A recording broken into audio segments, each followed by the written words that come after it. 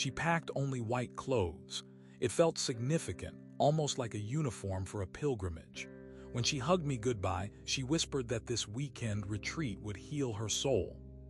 I kissed her forehead, a gesture I'd done 1,000 times before, but this time it felt different. She didn't kiss me back. I only noticed that detail later, replaying the moment in my head. As her car pulled away, her friend, who was riding shotgun, gave me a quick, knowing wink. It was a playful, almost conspiratorial gesture that snagged in my memory. What did it mean? I dismissed it as just her personality, a bit flirty, a bit much sometimes. Little did I know, that wink was the first tiny tremor before the earthquake. I watched the car disappear down the street, a stark white against the dusty gravel. It was a clear day, sunny and warm, the kind of day that usually made me feel optimistic. But a strange unease settled in my stomach. The quiet house suddenly felt too large, too empty. I had no idea what awaited me, or rather, what was already happening. Now, real quick before we move on, make sure to subscribe and hit the notification bell for more stories just like this. Now let's keep going. Midnight struck, and the world was silent except for the hum of the refrigerator. I was scrolling through my phone, too restless to sleep, when a notification popped up. Airdropped photo. Her friend's name flashed on the screen. My heart did a strange little stutter step, a premonition I couldn't quite place. Then the image loaded. It was my wife. She was undeniably naked, her skin luminous in what looked like the dim light of a hotel room. White sheets were tangled around her, a messy nest that hinted at intense intimacy. A man's leg, dark and sturdy, was just visible at the edge of the frame. Beside the bed, I spotted a delicate gold bracelet and a pair of earrings I'd never seen before, resting on the dark wood of the nightstand. A small detail, but it screamed unfamiliarity. But it was her face that truly stopped me. She was smiling, a soft, blissful expression that I hadn't seen directed at me in what felt like years. I zoomed in, my breath catching. Embedded in the metadata, almost invisible, were GPS coordinates. I never went back to sleep that night. The initial shock of the first photo was like a punch to the gut, but the second one, which auto-downloaded moments later, was a calculated detonation. This wasn't just a casual indiscretion caught by accident. This was a deliberate, intimate act. The image was stark, undeniable. My wife's hand rested on the chest of a man whose face was obscured, but the intimacy of the gesture was palpable. Her eyes were closed, lost in a moment of profound connection. His mouth was on her breast, a dark shadow against her pale skin, and her lips were parted just slightly, as if in a silent plea or a sigh of pleasure. Her hand was wrapped around him, a possessive grip that sent a wave of nausea through me. Then, the truly horrifying detail: she was on her knees. His head was lowered and she looked up, her face angled towards him, and she was smiling. Her tongue was sticking out, a childlike, uninhibited gesture of sheer abandon. I dropped my phone. The ceramic shattered against the hardwood floor. I thought I was going to be sick, but a cold, hard resolve began to settle. I needed more proof. The next morning, I moved with a strange, detached efficiency. I booked the first flight I could find to the city indicated by the GPS coordinates. No calls, no explanations to anyone. Just a carry-on bag packed with essentials, and a hidden camera pen I'd bought years ago for a silly prank, now repurposed for a far more sinister mission. The hotel the coordinates pointed to wasn't anywhere near the serene yoga retreat center she'd claimed to be attending. It was a trendy boutique hotel 4 hours away, nestled in a part of the city known for its nightlife, not its meditation studios. A knot of suspicion tightened in my chest. Why would her friend send me the photo if it wasn't meant to be found? And why the secrecy? I tried to find any trace of her friend online, any social media posts from the retreat. Nothing. Silence. It was as if the retreat and her friend's supposed participation had vanished into thin air. The more I dug, the less sense it made. What was happening? The air conditioning of the hotel lobby hit me like a humid blanket. I walked up to the front desk, rehearsing the lie I was about to tell. But before I could even open my mouth, the woman behind the counter looked up and smiled a little too warmly. "Oh, you're back already?" she asked, her tone casual as if I were a regular. My blood ran cold. "Back," I echoed, forcing a smile. "No, I think you might have me mistaken for someone else." I played along, pretending I was a guest who had lost his key card. It was a flimsy cover, but it seemed to work. The room number she wrote down for me, 409, was seared into my brain. Why would she assume I was returning to the same room? I thanked her and turned, heading for the elevators. Then I stopped. A premonition, a chill that had nothing to do with the air conditioning, told me to take the stairs. I needed to approach this quietly, unseen. I started climbing, each step echoing in the silent stairwell, a slow, deliberate ascent. I reached the 4th floor, my heart hammering against my ribs. Room 409. The door was solid, unyielding. I pressed the tiny lens of my camera pen against the gap between the door and the frame, hoping for any sliver of insight. Then I heard it, sounds that were both intimate and utterly mortifying. Soft, wet sounds that I tried desperately to block out, but they burrowed into my mind. A low, guttural moan. Then a man's voice, husky and deep, spoke her name. But it wasn't the name I usually called her. It was a pet name, a deeply personal one that only I had ever used. "I love when you swallow it all," the voice purred, laced with a possessive familiarity that made my stomach churn. My breath hitched. That voice, it couldn't be. It wasn't hers. But the response that followed, a soft sigh, a whispered acknowledgement, was undeniably my wife's. The betrayal was no longer a suspicion. It was a physical pain. My hand trembled as I adjusted the camera, pushing the lens just a fraction further into the crack. I needed to see. I needed absolute, irrefutable proof of what my ears were already telling me. And then, the image resolved. She was straddling him, her back arched in a display of pure abandon. Her movements were fluid, almost primal. She whispered his name, a soft, breathy sound that sliced through me like a shard of glass. It wasn't my name. It was someone else. His hands were gripping her waist, his thumbs digging into her skin, guiding her movements. "Make me your little yogi again," she giggled, the sound laced with a playful submission that was both shocking and deeply disturbing. A giggle, a giggle. I, who had once kissed that same mouth, held her as she came home to me, felt a dark, consuming rage begin to boil within me. The purity of my past love felt like a cruel joke. I retreated from the door, my legs weak, and found a quiet corner in the hotel lobby. 3 hours I sat there, nursing a black coffee that tasted like ash, watching the entrance, waiting for some sign. A text message, a flicker of guilt, anything. Nothing. The hotel's Wi-Fi was strong, so I opened her messages. They were blank, erased. Then a notification popped up, a text from her phone to me. Had a long day of stretching with my soul sisters, feeling so aligned. She was in their bed, the same bed where she had just been with another man, sending me lies. The hypocrisy was a physical weight pressing down on my chest. I opened a new email account, a burner completely untraceable. I began forwarding everything to it. Every message she had ever sent, every photo, every stupid, innocent selfie.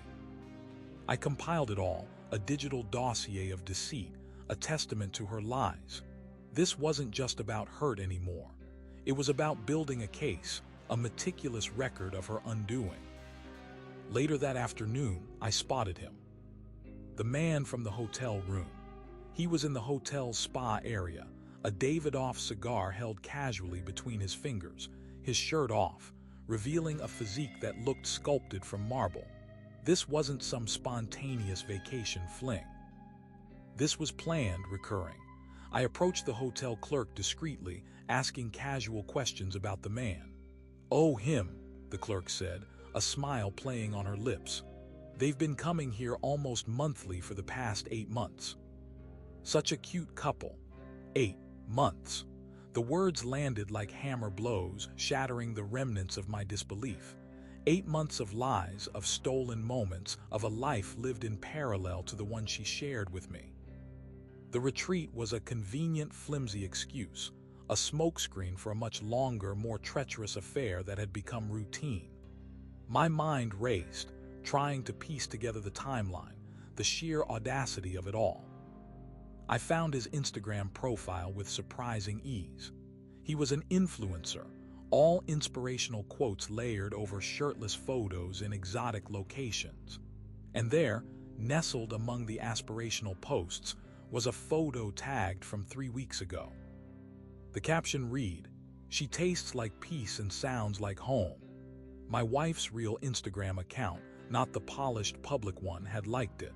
This was the second hidden profile I had discovered, the one she used for her secret life. Why the need for such elaborate secrecy? Why maintain 2 online existences, one for me and one for him? The deeper I dug, the more layers of deception I uncovered. It was a labyrinth of lies, and I was just starting to navigate its dark corridors. The public account was pristine, showcasing family holidays and innocuous moments. But the private one was a window into a world of shared intimacy and undisclosed desires. The contrast was jarring, the duality of her persona sickening. It made me question everything I thought I knew about her. Accessing the hotel's digital logs felt like a violation, but by then, all my moral boundaries had already been trampled. One detail stood out with chilling consistency. They always requested room 409. Always. It was his preferred sanctuary, booked under various aliases, but her email was always listed for billing purposes. They weren't hiding from the world, they were hiding from me.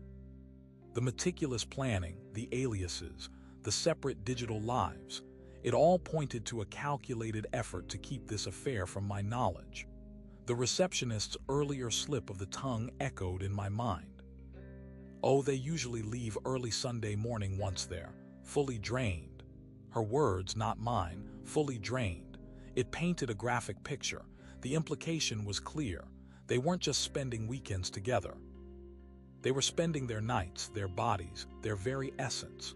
The thought of her being fully drained by him in that room, while I was home believing she was seeking spiritual enlightenment, fueled a simmering rage. The burner phone was a cheap, disposable device, but it held a treasure trove of evidence. I managed to access its message history, and what I found made my blood run cold. Messages from Alec, his name finally revealed in damning digital ink. "I wish your husband knew how much you love the way I pin you against the balcony," one message read, painting a visceral image of dominance and submission. Her reply was even more chilling. "He thinks I'm meditating, but really I'm letting you fill every inch of me." The possessiveness in his words, the explicit confession in hers, it was a brutal confirmation of my deepest fears. Then he sent a photo. It was unambiguous. She was tied up, laid face down on a surface I couldn't identify. Her fingers, however, were making a peace sign, a stark contrast to the degrading scene. It was a symbol of her supposed enlightenment, twisted into a flag of her betrayal. The combination of her vulnerability and his control was a horrifying spectacle. The pattern repeated itself over 5 weeks. 5 weeks where she claimed to be visiting her mother, attending family events, or simply needing me time. 5 weeks where I caught her at his apartment, the curtains always drawn, a deliberate blackout from the world. Twice I saw him pull her hair and she called him master. The word hung in the air, a testament to a submissive role I never knew existed. Driven by a desperate need for concrete proof, I installed a camera in his driveway. It captured her arriving, parking her car, and then, without fail, applying lipstick. A ritual. a transformation before entering his world, but she never wore lipstick when she came home to me. It was as if she was preparing for a performance, a role she played only for him.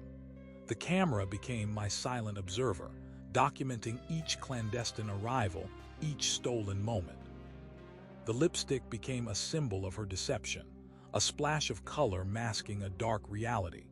Each click of the camera was a tiny victory, a piece of the puzzle falling into place, solidifying the undeniable truth of her infidelity. I finally confronted her, not with shouting or tears, but with a cold, calculated accusation. I laid out pieces of the evidence, the hotel receipts, the messages, the photos. Her reaction wasn't remorse for me, but a chilling denial, followed by a confession that was perhaps even more devastating. "He promised me too," she sobbed, tears streaming down her face.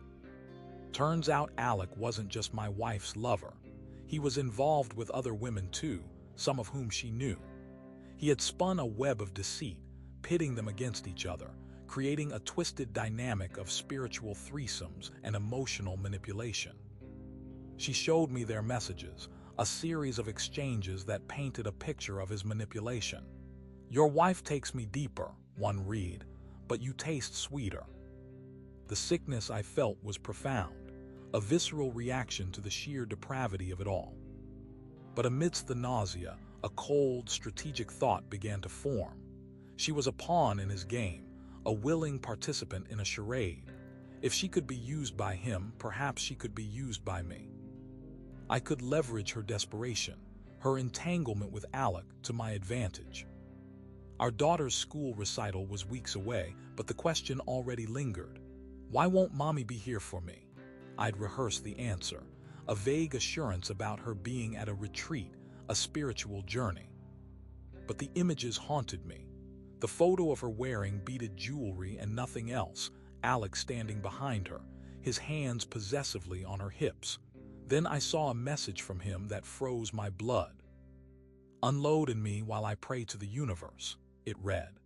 The insinuation was graphic, the spiritual overlay a disgusting veneer for their sordid encounters.